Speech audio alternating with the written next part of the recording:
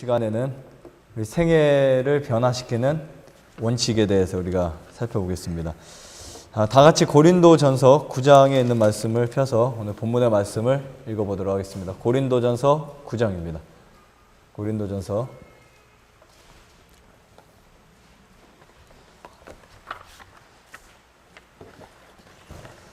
고린도전서 9장에 있는 말씀입니다. 생애를 변화시키는 산 원칙들에 대한 이야기 오늘 좀 살펴보도록 하겠습니다.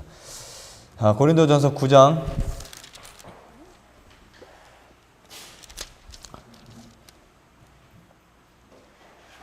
24절부터 보겠습니다. 9장 24절부터 9장 24절부터 26절까지 보겠습니다. 9장 24절부터 26절까지.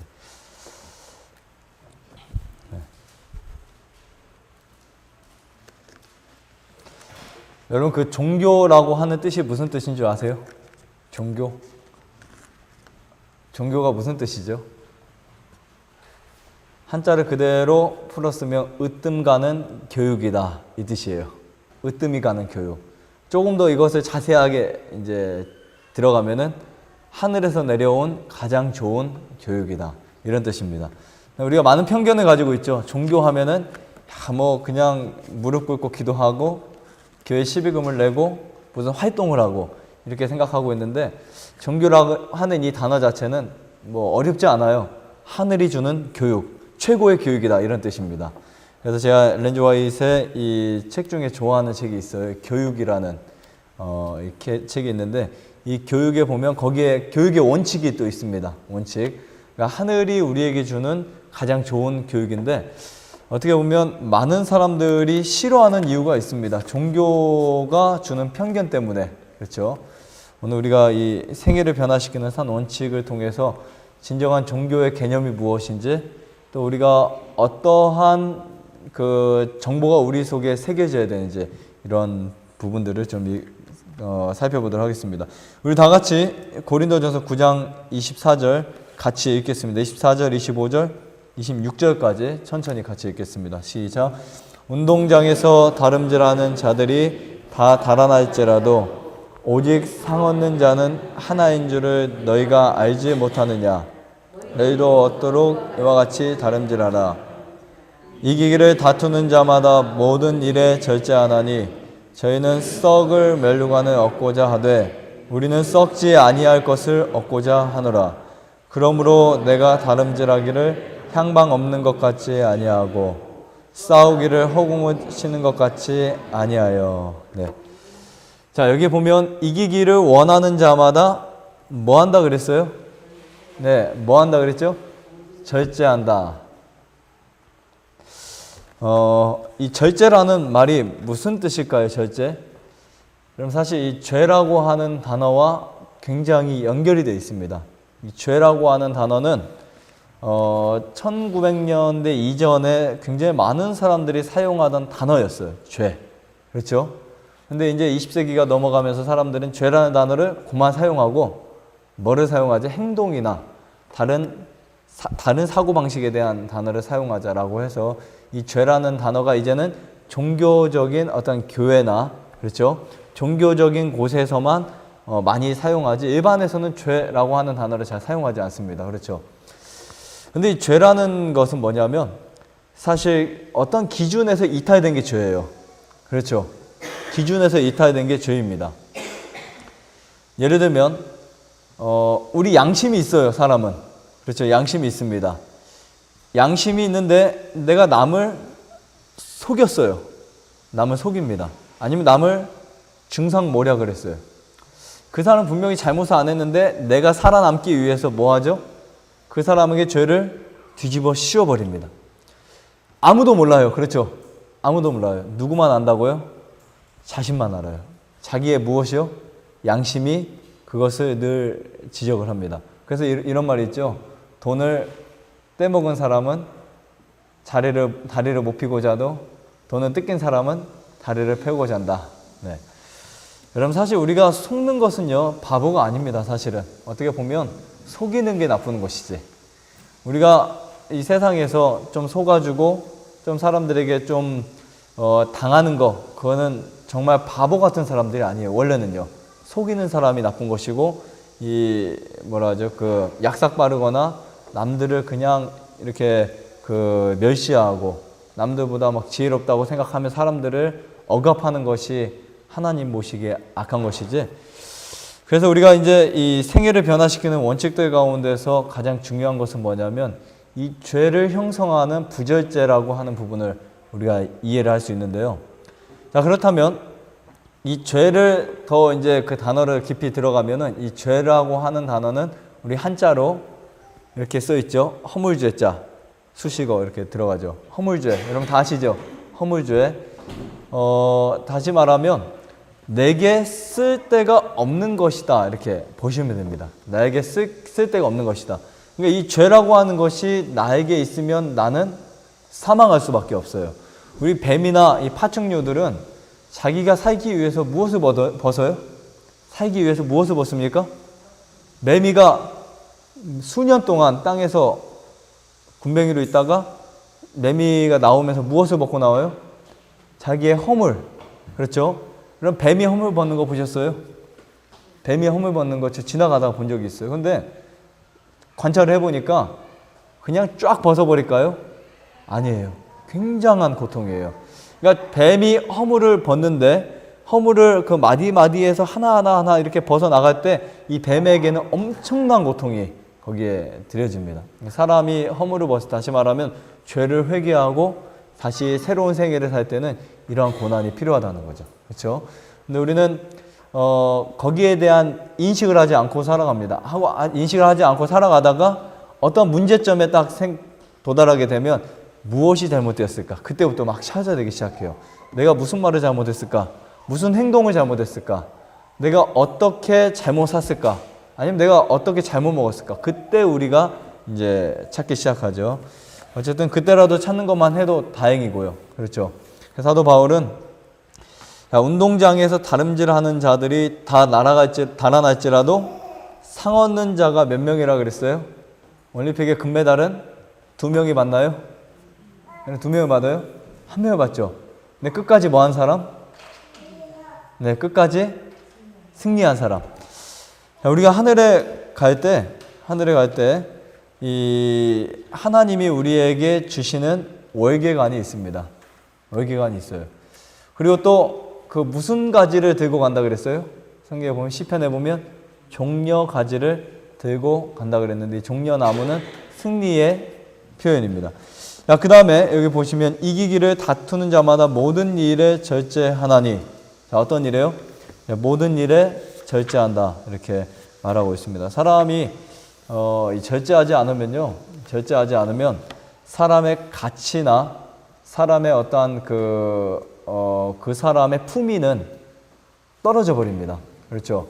그러니까 옛날에는 우리 그 이조 시대 때는 뭐가 많았냐면 그 양반, 그것도 쌍놈 있었죠. 뭐가 차이 나요, 사실은?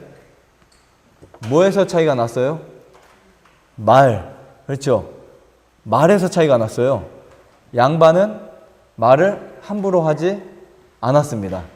물론 이제 우리가 익히 알고 왔던 양반들에게는 굉장히 나쁜 그러한 그 특유의 기질들이 있었지만 그 당시에 양반이 되는 하나의 조건, 어떻게 보면 양반이라는 이름에 걸맞는 자신의 품위들이 있었어요. 절대 말을 상스럽게 하지 않는다. 그런 품위가 있었고, 그 다음 또 하나 자세. 그렇죠? 쌍놈이라고 불렀던 수많은 사람들은 그냥 어디 여기저기고 막 그냥 겉에 눕고, 그렇죠? 막 침도 태태 뱉고, 그 다음에 그냥 막 그 자기 하고 싶은 행동을 다 했지만 양반은 자기의 품위를 지키죠. 걸음걸이, 앉아있는 자기 자세. 우리 그리스도인들에게는 하나님이 주시는 굉장히 신령한 은사가 있습니다. 신령한 은사가 있는데 그 신령한 은사를 작동시키는 그러한 매개가 바로 성령의 역사예요. 성령입니다. 그러니까 이 예수님의 비유를 이렇게 쭉 들어보시면 씨앗이 떨어져서 씨앗이 다시 발효를 해가지고 열매를 맺기까지의 작용. 그렇죠? 그 다음에 사람이 이렇게 자고 일어날 때마다 일어나는 변화, 그리고 또 우리가 비유 가운데 또 보면, 예수님 비유 가운데 보면 빵을 만드는데 누룩을 넣죠. 누룩을 넣어서 무엇을 발효시킵니까? 네, 밀가루를 발효시키면 처음에 주먹만한 양이 거의 한 3배, 5배, 7배 이렇게 커지는 그런 작용들. 이게 다 무슨 작용이에요? 성령의 작용이죠. 그러니까 사람이 자기 스스로 그것을 이루어낼 수 없기 때문에 어떤 외부로부터 무슨 작동을 받아들여야만 일어날 수 있는 에너지입니다. 이 에너지를 요즘에 현대 그 과학이나 물리학이나 양자의학에서는 이것을 엄청나게 그 밝혀내려고 부단하게 노력을 합니다. 성경 간단하죠? 성령의 능력이다. 이 한마디로 다 이루어지는 것을 무슨 원자, 분자 따지고 또 무슨 그 물질의 어떤 무슨 력 뭐 이런 거 다 따지면서 이제 밝혀낸 것이 고작 어떻게 보면 자연의 자기력이 인간에게 오는 그러한 역사들, 그리고 진동 에너지, 공명 에너지 뭐 이런 것들이 점점 이렇게 밝혀지고 있잖아요. 결론 어떻게 보면 성경에 이미 다 성령의 작용으로 우리에게 표현했던 단어였습니다. 그런데 이제 이 사람에게 이 죄에 대한 그러한 그 문구가 이렇게 쭉 나열되면서 사람들이 죄를 지을 때에 반드시 따라오는 의식이 있어요. 뭐죠? 어떤 의식이 있어요? 죄를 지을 때 따라오는 의식이 죄의식이잖아요. 그렇죠? 죄의식. 그러니까 여러분, 하나님을 안 믿어도 뭐 어떤 종교를 갖고 있지 않아도 내가 잘못했다는 그 의식은 누구에게나 다 있습니다. 근데 이게 떠나버리면 어떤 성향을 갖게 되냐면 사이코패스 들어보셨죠? 사이코패스. 그런 정신의 소유자가 되는 거예요. 우리 종교적인 단어로는 화인 맞았다라고 합니다. 화인 맞았다. 양심이 뭐 했다고요? 양심이 없다라는 표현이죠. 그러니까 하나님을 믿지 않은 사람들에게 이 양심은 제2의 성령이 될 수 있어요. 2의 성령입니다.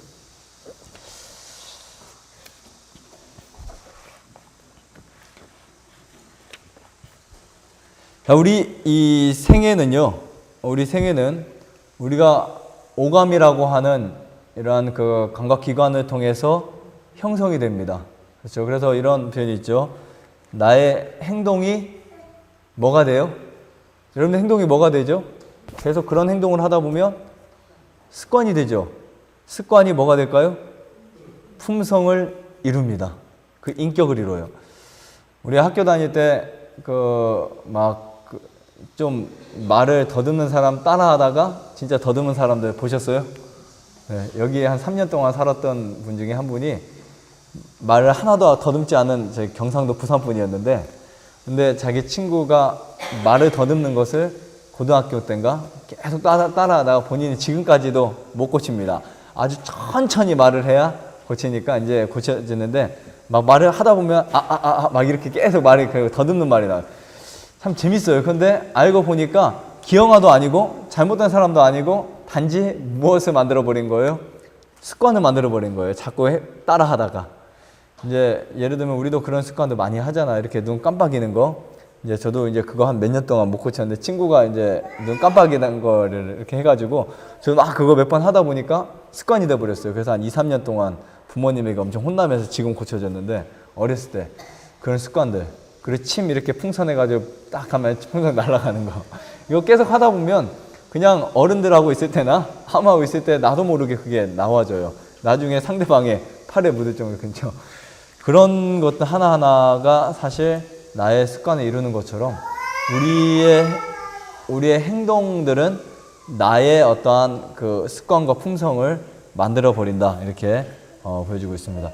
내가 살아온 연수 중요하죠.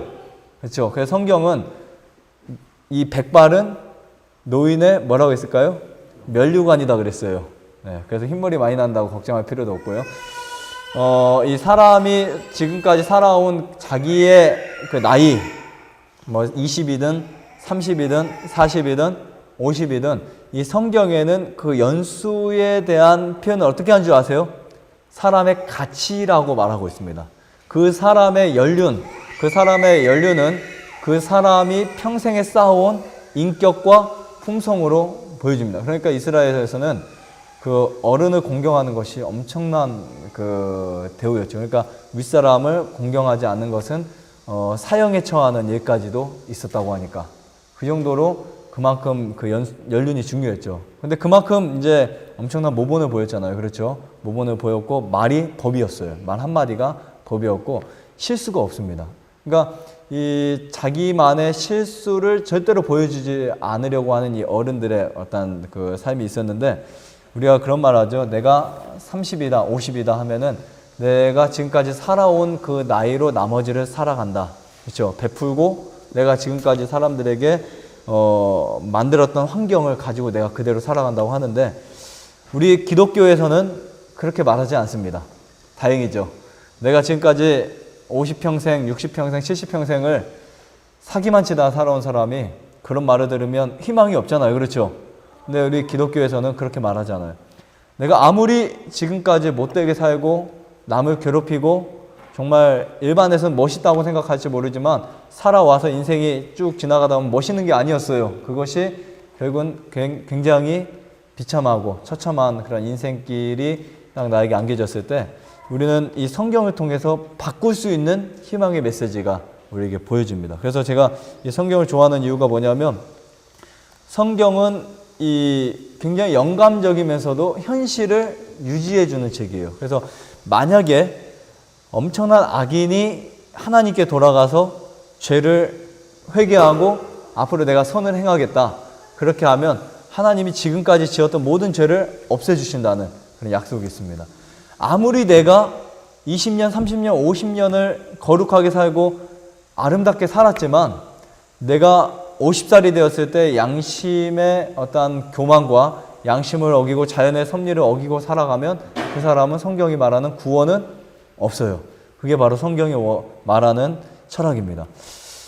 그래서 우리의 품성은 예수님을 통해서 바꾸어야 됩니다. 이 표현을 우리가 개조한다 이런 표현을 하죠. 개조한다.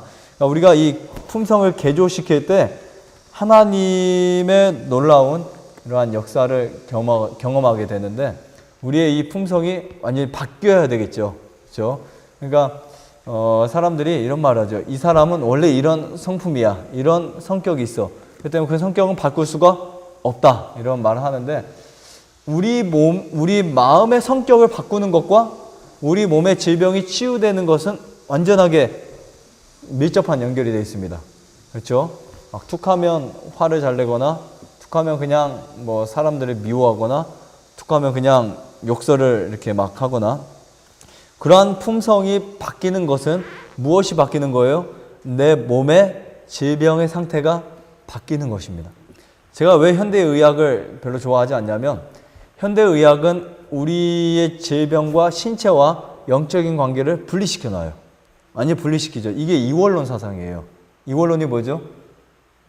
개체와 속성을 분리시키는 거잖아요. 그렇죠? 이 이원론이 진해지다 보면 영혼 불멸설에 대한 것이 사람이 죽으면 사람은 몸은 없고 영만 귀신처럼 떠다닌다.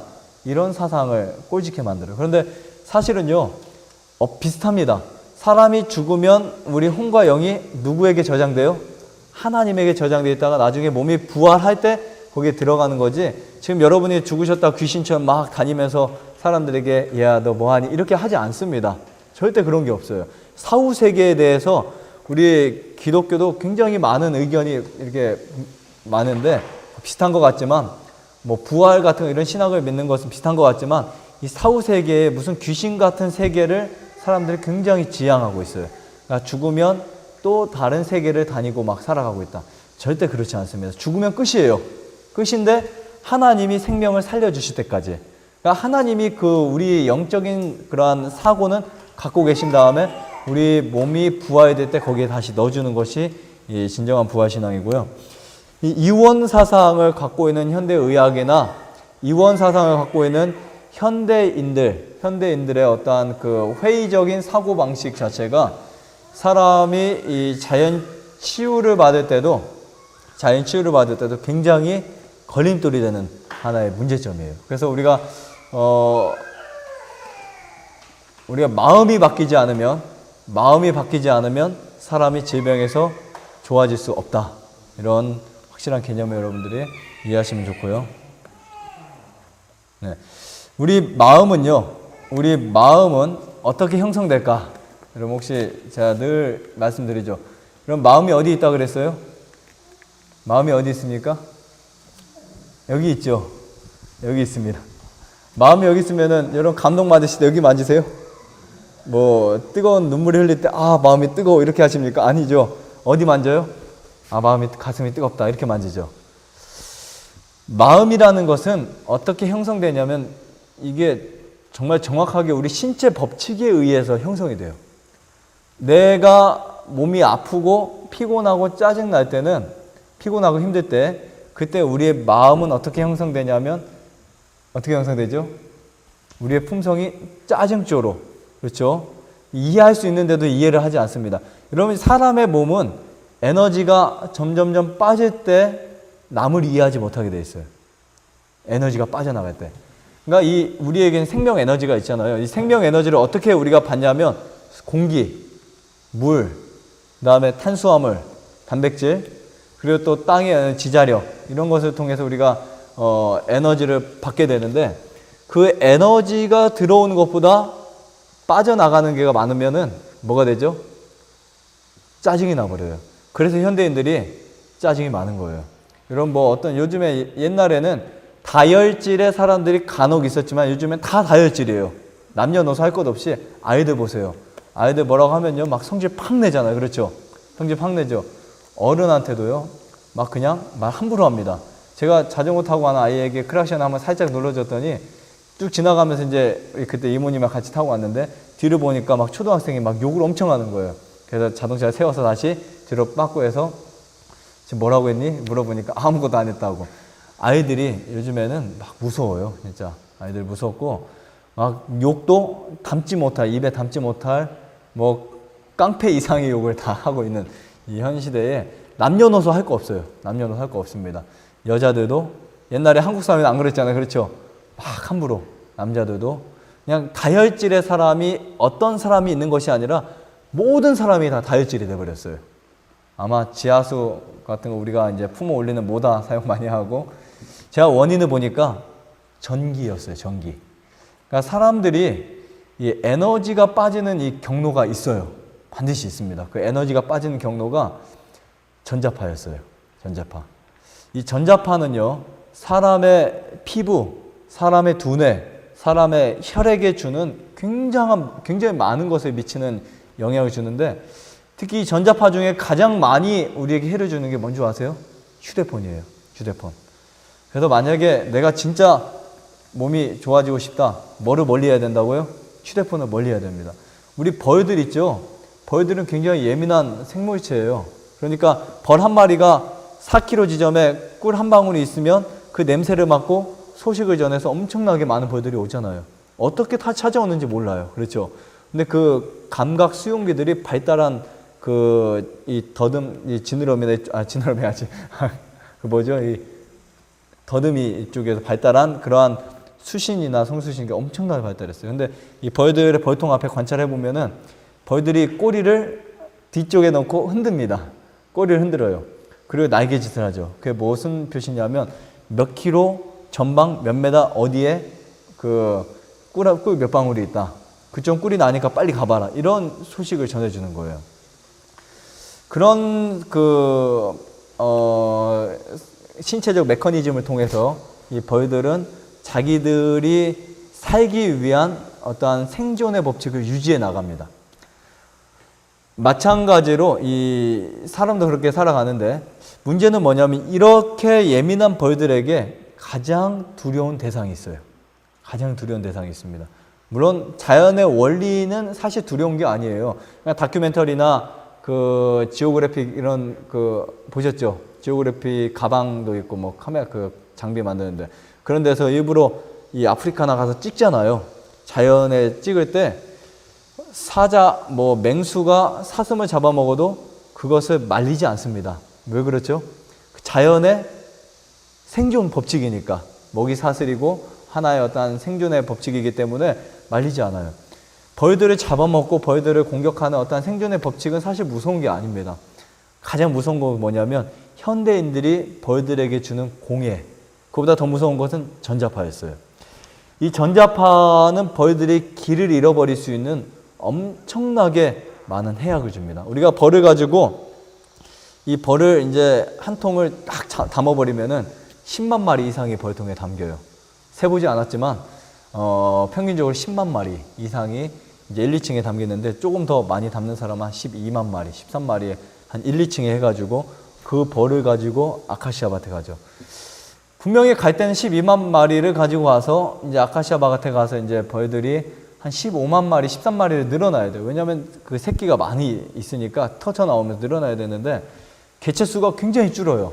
이유가 뭐냐면 전자파에 의한 길을 잃어버리는 거죠. 그리고 농약물이나 주위의 어떤 외부 환경에 의해서. 그러니까 이 벌들이 이제 그 전자파들에 의해서, 시골에 있다 이제 그런 데 가면 전자파에 의해서 길을 잃어버리면, 때로는 이 아카시아 밭을 쭉 지나다 보면 아카시아 그 잎사귀에 그냥 잠드는 벌들도 있고, 오다가 떨어지는 벌도 있고. 실제적으로 이 실험을 해봤어요. 핸드폰 5개를 걸고 통화를 하는 것을 다 눌러놓은 다음 벌을 놓으니까 벌들이 날지를 못해요. 방향을 잃어버립니다. 여왕벌을 놓으면 여왕벌을 기가 막히게 찾아가는 게 벌이거든요. 그러니까 여러분 그 안상규라고 하는 인터넷 보면은 이 한국에 경상도 어디죠? 그 외관인가 칠곡 그쪽에 그 안상규 벌꿀이라고 하는 데가 있어요. 그 사람 뭐로 유명하냐면 왕벌을 몸에 붙여가지고 온몸에 벌을 이렇게 붙이는 거죠. 발가벗고. 그러면 이제 옷을 싹 벗어버리고 벌 한 마리를 여기다 왕 한 마리를 딱 붙여가지고 벌들을 싹 모으는 거죠.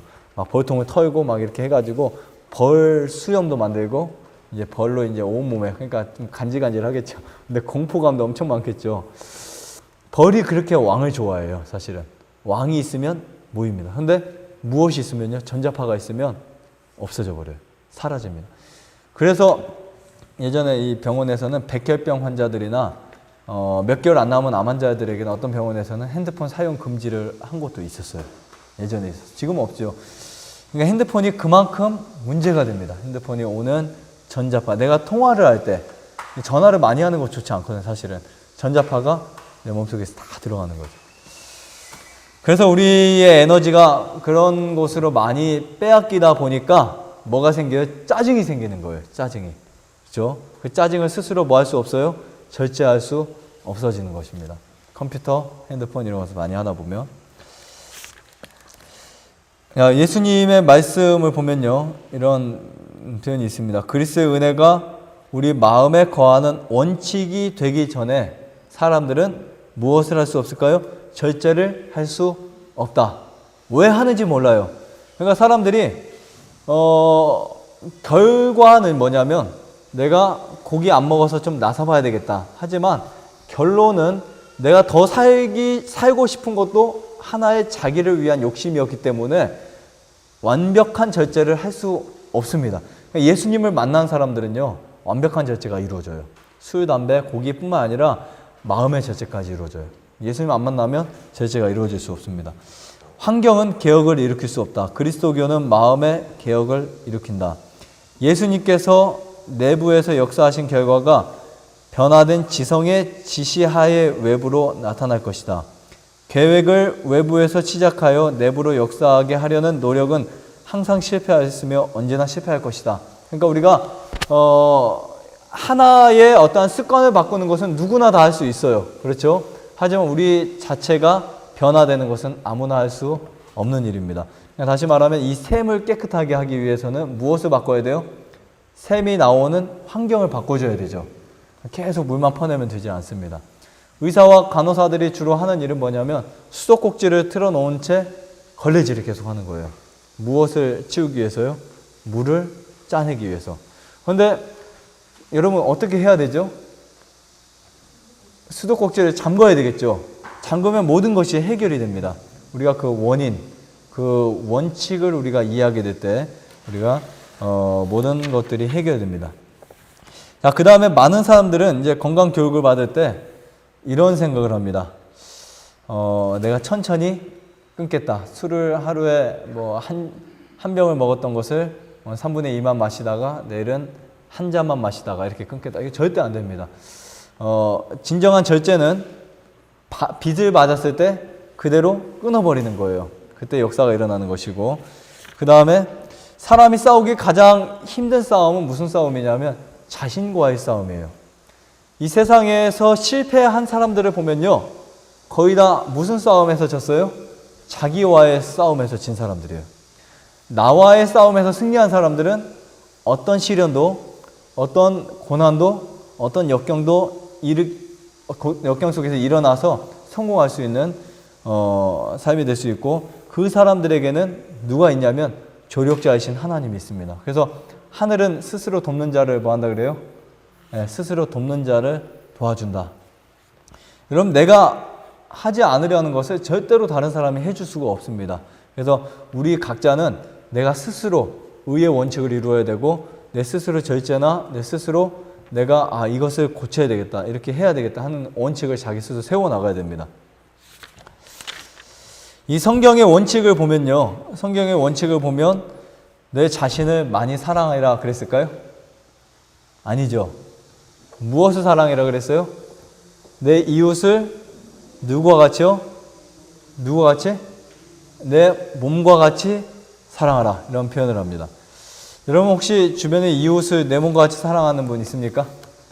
정말 내가 나를 괴롭히는 사람 사랑해 보신 적 있어요? 나에게 욕하는 사람 밥 한 끼 준 적 있어요?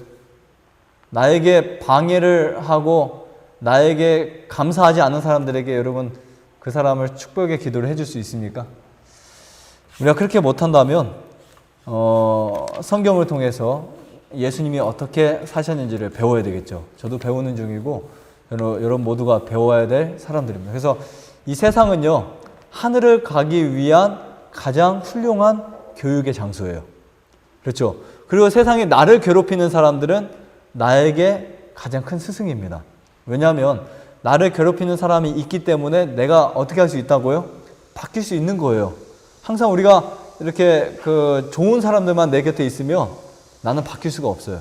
그런데 내 품성, 내 마음을 사람들이 테스트하는 것은, 내 마음을 알게 하는 것은 나와 맞지 않은 사람들이 있을 때 우리가 어떤 사람이라는 것을 느끼게 되겠죠. 그때 우리는 사람들이 이런 말을 합니다. 나와 맞지 않는 사람이 있을 때, 저 사람은 악한 사람이야. 그렇죠? 저 사람은 감사할 줄 모르는 사람이야. 저 사람은 나쁜 사람이야. 저 사람은 이기적인 사람이야. 저 사람은 언행이 있지 않는 사람이야. 말하지만 그때 우리는 자신을 발견하지 못하고 또 그 사람의 탓을 하고 맙니다. 근데 그 사람이 그런 행동을 했을 때 우리가 발견해야 될 것은 뭐냐면, 내가 그것을 받아들일 만한 품성이 아직도 준비되지 않았구나. 내가 아직도 그런 사람을 사랑하지 못하는 사람이구나. 자신을 발견하고 우리가 그 사람을 사랑해 줘야 됩니다. 그래서 이 다윗은 뭐라고 말했냐면, 고난, 자기를 괴롭히는 원수는 뭐라 그랬어요?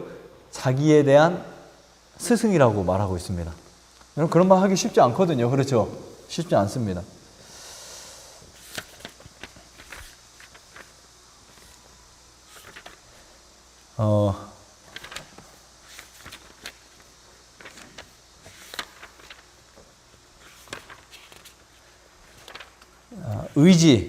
의지에 대해서 말씀드릴게요. 의지. 시험 받는 사람은 의지의 참된 힘을 이해할 필요가 있다. 그것은 사람의 성격 가운데 있는 지배력, 곧 결정하고 선택하는 무엇일까요? 선택하는 결정이고 능력이다. 그렇죠? 의지는요, 내 자신이 어떤 사람이 될 것을 결정짓는 뭐라고요? 능력이 됩니다. 의지가 강한 사람, 약한 사람 이렇게 말하지만 사실은 그런 사람 없어요, 세상에.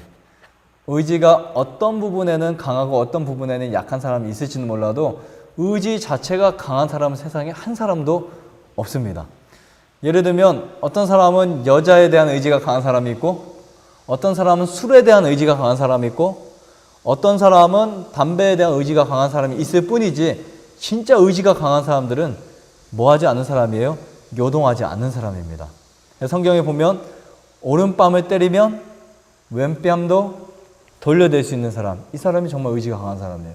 성경과 엘렌 지 화이트는 뭐라고 말하냐면, 이 세상에 가장 강한 사람은 자기를 이겨낼 수 있는 사람, 극복할 수 있는 사람, 화내지 않는 사람, 그렇죠?